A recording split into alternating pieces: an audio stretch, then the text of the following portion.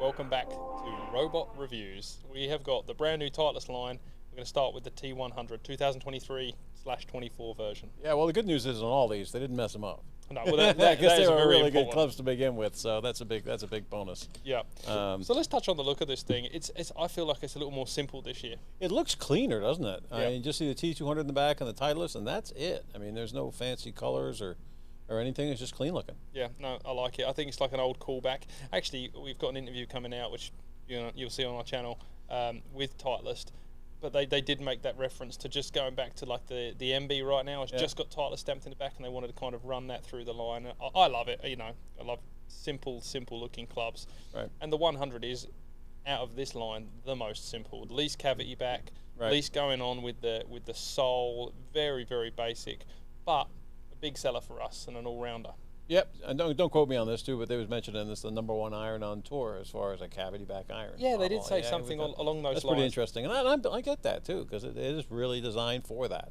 It's a tour player's a little bit more forgiving club, and that's what it is, and it does really well. Obviously, it did really well with last year's version. We've taken a look on the numbers here. So let's go. So this got the both tests, the players test, 80 mile an hour. The spreads are good.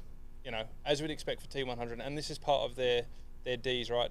The dispersion was one of their key Ds that they were looking for, and the T100 is the one that when it's on tour, you would hope that it's getting the best on this call out, and it really is. This 1/4-inch test, which is where the players are mostly hitting it, fantastic. Not too much top to bottom drop off, not much left to right drop off.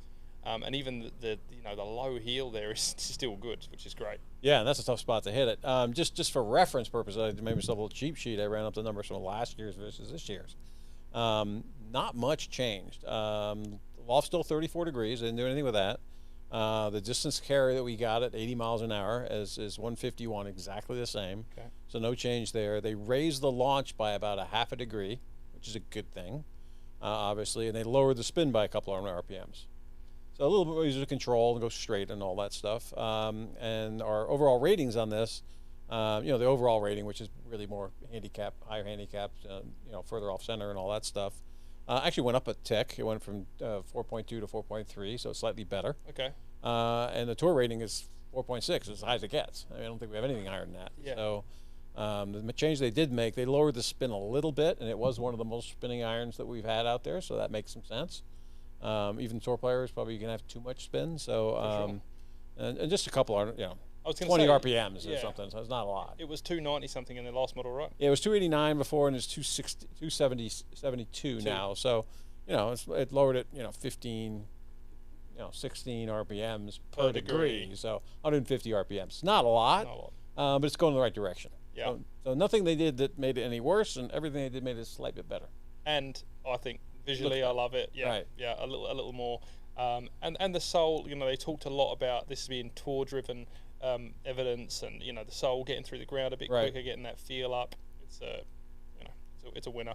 So handicap range for this kind of thing. This is really single-digit handicap. I mean, unless a higher handicap, good play that if a young kid or something's getting better. Yeah. But I'd stick to single digit. There's so many other good clubs out there, and then you start getting into the 200s, 300s, even this line.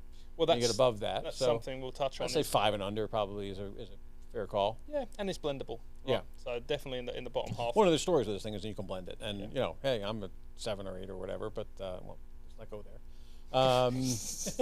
But I probably will play these in the shorter clubs. Yeah. And there's nothing wrong with them. Right? I love them. They're awesome. Thanks, man. Yep. Thanks.